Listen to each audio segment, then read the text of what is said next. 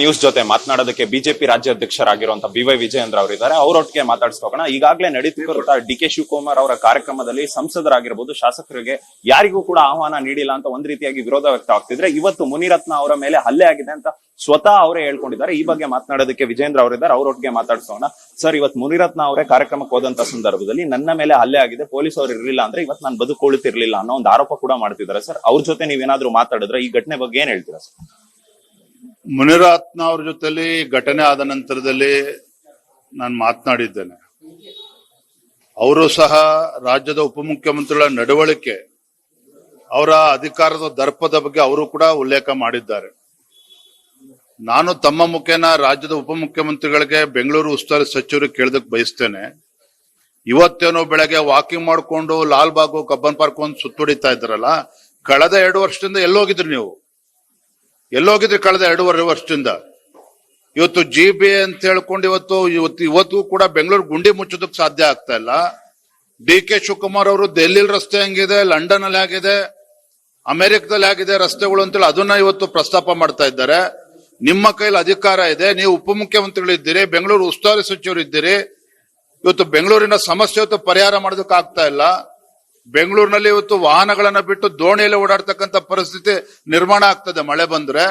ಇದ್ರ ಬಗ್ಗೆ ನಿಮ್ಗೆ ಕಾಳಜಿ ಇಲ್ಲ. ಬರೀ ಬೂಟಾಟಿಕೆ ಮಾಡಿಕೊಂಡು ಇವತ್ತು ಲಾಲ್ಬಾಗು, ಕಬ್ಬನ್ ಪಾರ್ಕ್ ಓಡಾಡ್ಕೊಂಡು ಇವತ್ತು ನಮ್ಮ ಶಾಸಕರ ಮೇಲೆ ಏನು ದರ್ಪದಿಂದ ಮೆರಿತಾ ಇದ್ದೀರಿ. ಇದು ಖಂಡಿತ ಸರಿಯಲ್ಲ, ಖಂಡಿತ ಸರಿಯಲ್ಲ. ಮತ್ತೊಂದ್ ಕಡೆ ಮುಖ್ಯಮಂತ್ರಿಗಳು, ರಾಜ್ಯ ಸರ್ಕಾರ, ಸಚಿವ ಸಂಪುಟದ ಸದಸ್ಯರುಗಳು ಕ್ಯಾಬಿನೆಟ್ ಎಕ್ಸ್ಪೆನ್ಷನ್ ಬಗ್ಗೆ ಮಾತನಾಡ್ತಾರೆ. ಕೆಲವರು ನಾನು ಸಚಿವರಾಗಬೇಕು ಅಂತ ಹೇಳ್ತಾರೆ. ಹುಡುಗಾಟಿಕೆ ಮಾಡ್ತಾ ಇದ್ದೀರಾ?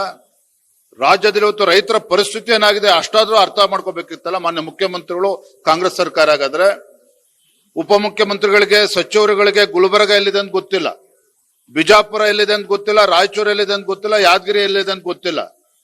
ಇವತ್ತು ರೈತರು ಇಷ್ಟು ಸಂಕಷ್ಟದಲ್ಲಿದ್ದಾರೆ, ಆತ್ಮಹತ್ಯೆ ಮಾಡ್ಕೊಳ್ತಕ್ಕಂಥ ಪರಿಸ್ಥಿತಿ ಬಂದು ಒದಗಿದೆ. ಆದ್ರೆ ಮುಖ್ಯಮಂತ್ರಿಗಳೇ ಇವತ್ತು ಡಿನ್ನರ್ ಮೀಟಿಂಗ್ ಕರೀತಾರೆ ಅಂತ ಹೇಳಿದ್ರೆ, ಏನ್ ಡಿನ್ನರ್ ಮೀಟಿಂಗ್ ಇವತ್ತು ರೈತರ ಸಮಸ್ಯೆ ಬಗ್ಗೆ ಚರ್ಚೆ ಮಾಡೋದಕ್ಕೆ ಕರೆದಿದ್ದಾರೆ ಹಾಗಾದ್ರೆ? ಹಾಗಾಗಿ ನಾನು ಮುಖ್ಯಮಂತ್ರಿಗೆ ಹೇಳ್ತೇನೆ, ಅಧಿಕಾರ ಶಾಶ್ವತ ಅಲ್ಲ. ಇವತ್ತು ನಿಮ್ಮ ಡಿನ್ನರ್ ಮೀಟಿಂಗ್ ಅನ್ನ ಕ್ಯಾನ್ಸಲ್ ಮಾಡಿ ನಿಮ್ಮ ಸಚಿವರುಗಳನ್ನ, ಇಲಾಖೆ ಕಾರ್ಯದರ್ಶಿಗಳನ್ನ ಇವತ್ತು ಬಿಜಾಪುರ ಇರ್ಬೋದು, ಕಲ್ಯಾಣ ಕರ್ನಾಟಕಕ್ಕೆ ಕಳಿಸಿ ತುರ್ತಾಗಿ. ಇನ್ನೂ ಕೂಡ ನಿಮ್ಮ ಈ ಸರ್ಕಾರದ ಯೋಗ್ಯತೆಗೆ ಇವತ್ತಿಗೂ ಕೂಡ ಇನ್ನು ಪರಿಹಾರ ಕೊಡಕ್ ಆಗ್ತಾ ಇಲ್ಲ. ಪರಿಹಾರ ಕೂಡ ಇವತ್ತಿಗೂ ಕೂಡ ಕೊಡೋದಕ್ಕೆ ಆಗ್ತಾ ಇಲ್ಲ. ಸಚಿವರು ಹೇಳ್ತಾರೆ ಇನ್ನೂ 10-15 ದಿನ ಬೇಕು ಅಂತ ಹೇಳ್ತಾರೆ. ಇದ್ರ ಮಧ್ಯೆ ಇವತ್ತು ಕ್ಯಾಬಿನೆಟ್ ಎಕ್ಸ್ಪಾನ್ಷನ್, ಮುಖ್ಯಮಂತ್ರಿ ಬದಲಾವಣೆ, ಮೊದಲು ರೈತರ ಸಂಕಷ್ಟಕ್ಕೆ ಸ್ಪಂದನೆ ಮಾಡಿ ಅದಕ್ಕೆ ಆದ್ಯತೆ ಕೊಡಿ. ಆಮೇಲೆ ನೀವು ಸರ್ಕಾರ ಬೀಳಿಸ್ಕೊಳ್ತಿರೋ, ಮುಖ್ಯಮಂತ್ರಿ ಬದಲಾವಣೆ ಮಾಡ್ತಿರೋ, ಕ್ಯಾಬಿನೆಟ್ ಎಕ್ಸ್ಪಾನ್ಷನ್ ಮಾಡ್ತಿರೋ, ಆಮೇಲೆ ಮಾಡ್ಕೊಳ್ಳಿ. ಈಗ ಯಾಕೆ ಅದನ್ನ ಚರ್ಚೆ ಮಾಡ್ತಾ ಇದ್ದೀರಿ ಇವತ್ತು? ಹಾಗಾಗಿ ನಾನು ಮುಖ್ಯಮಂತ್ರಿಗಳು ಆಗ್ರಹ ಮಾಡ್ತೇನೆ, ಗಂಭೀರವಾಗಿ ತೆಗೆದುಕೊಂಡು ಹೆಲಿಕಾಪ್ಟರ್ ಮುಖ್ಯಮಂತ್ರಿ ಅಂತ ಅನ್ನಿಸ್ಕೊಳ್ದೇನೆ ನಿಮ್ ಸಚಿವರುಗಳನ್ನ ದಯವಿಟ್ಟು ಕಳಿಸ್ಕೊಡಿ ಇವತ್ತು. ಸರ್, ಅಭಿವೃದ್ಧಿ ವಿರೋಧಿಗಳು ಬಿಜೆಪಿ ಅವರು ಅಂತ ಸಿಎಂ ಅವರು ಕೂಡ ಆರೋಪ ಮಾಡ್ತಿದ್ದಾರೆ. ಸರ್, ಇದಕ್ಕೇನ್ ಹೇಳ್ತೀವಿ? ಯಾವ ಅಭಿವೃದ್ಧಿ ಬಗ್ಗೆ ಮಾತನಾಡುವಂತಹ ಯೋಗ್ಯತೆ ಕಾಂಗ್ರೆಸ್ ಸರ್ಕಾರಕ್ಕಿಲ್ಲ. ಕಳೆದ 2.5 ವರ್ಷದಲ್ಲಿ ಈ ಕಾಂಗ್ರೆಸ್ ಸರ್ಕಾರ ಬಂದ ಮೇಲೆ ಯಾವುದೇ ಒಂದು ಹೊಸ ಅಭಿವೃದ್ಧಿ ಯೋಜನೆಗೆ ಇವತ್ತು ಘೋಷಣೆಗಳು ಆಗಿಲ್ಲ, ಅನುದಾನ ನೀಡಿಲ್ಲ. ಇವರೇನು ಅಭಿವೃದ್ಧಿ ಬಗ್ಗೆ ಮಾತನಾಡ್ತಾರೆ? ಚುನಾವಣೆ ಬಂದಾಗ ಅಭಿವೃದ್ಧಿ ನೆನಪಾಗ್ತದೆ ಇವರಿಗೆ. 2.5 ವರ್ಷದಲ್ಲಿ ಇವತ್ತು ಬೆಂಗಳೂರು ಪರಿಸ್ಥಿತಿ ಏನಾಗಿದೆ? 2.5 ವರ್ಷದಲ್ಲಿ ರಾಜ್ಯದಲ್ಲಿ ಯಾವ ಹೊಸ ಅಭಿವೃದ್ಧಿ ಯೋಜನೆಯನ್ನ ಘೋಷಣೆ ಮಾಡಿದ್ದಾರೆ? ಚುನಾವಣೆ ಗೆದ್ದು ನಾವು ಕಾಂಗ್ರೆಸ್ ಪಕ್ಷ ರಾಜ್ಯದಲ್ಲಿ ಅಧಿಕಾರಕ್ಕೆ ಬಂದ್ರೆ ಕಾಂಗ್ರೆಸ್ ನಡೆಗೆ, ಕೃಷ್ಣ ಕಡೆಗೆ ಅಂತೇಳಿ ಬೂಟಾಟಿಕೆ ಮಾಡ್ಕೊಂಡು ಪಾದಯಾತ್ರೆ ಮಾಡಿದ್ರಲ್ಲ ಸಿದ್ದರಾಮಯ್ಯನವರೇ. ಇವತ್ತು ಏನು ಬರೇ ಘೋಷಣೆಗಳೇ ಆಗಿದೆಯಲ್ಲ ನಿಮ್ದೇನಿದ್ರು ಕೂಡ. ಎಲ್ಲಿ ಇವತ್ತು ಸ್ಪಂದನೆ ಮಾಡ್ತಾ ಇದ್ದೀರಾ ಹಾಗಾದ್ರೆ? Thank you sir. ಮತ್ತೆ ಪ್ರಿಯಾಂಕ್ ಖರ್ಗೆ ಅವರು ಕೂಡ ಒಂದು ಆರೋಪ ಮಾಡಿದ್ದಾರೆ, ಕೇವಲ ಗಾಳಿಯಲ್ಲಿ ಗುಂಡೊಡಿತಕ್ಕಂತ ಕೆಲಸ ಬಿಜೆಪಿ ಅವರದು. ಸ್ವಾಮಿ, ನಿಮ್ಗೆ ಇವತ್ತು ರಾಜ್ಯದ ಜನ ಅಧಿಕಾರ ಕೊಟ್ಟಿದ್ದಾರೆ. ನೀವು ಏನು ಅಭಿವೃದ್ಧಿ ಕೆಲಸ ಮಾಡ್ತಾ ಇದ್ದೀರಿ? ಗುಲ್ಬರ್ಗ ಜಿಲ್ಲೆ ಪರಿಸ್ಥಿತಿ ಏನು? ಅಲ್ಲಿ ಯಾವ ರೀತಿ ಸ್ಯಾಂಡ್ ಮಾಫಿಯಾ ಕೆಲಸ ಮಾಡ್ತಾ ಇದೆ? ಇವತ್ತು ಅನೈತಿಕ ಚಟುವಟಿಕೆಗಳು, ಅಕ್ರಮ ಚಟುವಟಿಕೆಗಳು ಏನು ಗುಲ್ಬರ್ಗದಲ್ಲಿ ಬೇರೆ ಬೇರೆ ಜಿಲ್ಲೆಗಳು ನಡೀತಾ ಇದೆ, ಇಸ್ಪೀಟ್ ದಂಧೆ ನಡೀತಾ ಇದೆ, ಡ್ರಗ್ ಮಾಫಿ, ಇದ್ರ ಬಗ್ಗೆ ನಿಮ್ ಸರ್ಕಾರ ಏನ್ ನಡೆದುಕೊಂಡಿದೆ? ಪ್ರಿಯಾಂಕ ಖರ್ಗೆ ಸ್ವತಃ ಅವರ ಕ್ಷೇತ್ರದಲ್ಲಿ ಯಾವ ರೀತಿ ರೈತರು ಸಂಕಷ್ಟದಲ್ಲಿ ಇದ್ದಾರೆ ಹೋಗಿ ನೋಡ್ಕೊಂಡ್ ಬರ್ಲಿ.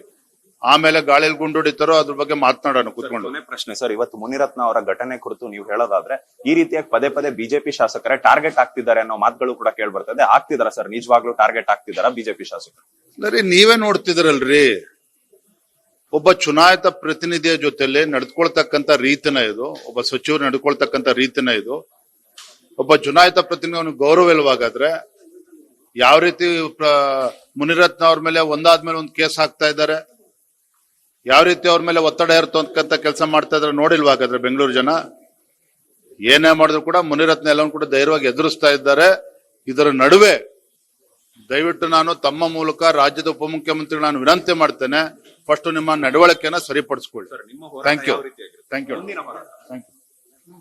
ಎಸ್, ಇದಾಗಿತ್ತು ಬಿಜೆಪಿ ರಾಜ್ಯಾಧ್ಯಕ್ಷರಾಗಿರುವಂತಹ BY ವಿಜಯೇಂದ್ರ ಅವರ ಮಾತುಗಳು. ಕ್ಯಾಮರಾ ಪರ್ಸನ್ ಶಿವಮೂರ್ತಿ ಜೊತೆ ಓಂ ವಿವೇಕ್, ಆದಿತ್ಯ ಕಾರ್ಲೇಕರ್, ಅಶ್ವವೇಗ ನ್ಯೂಸ್, ಬೆಂಗಳೂರು.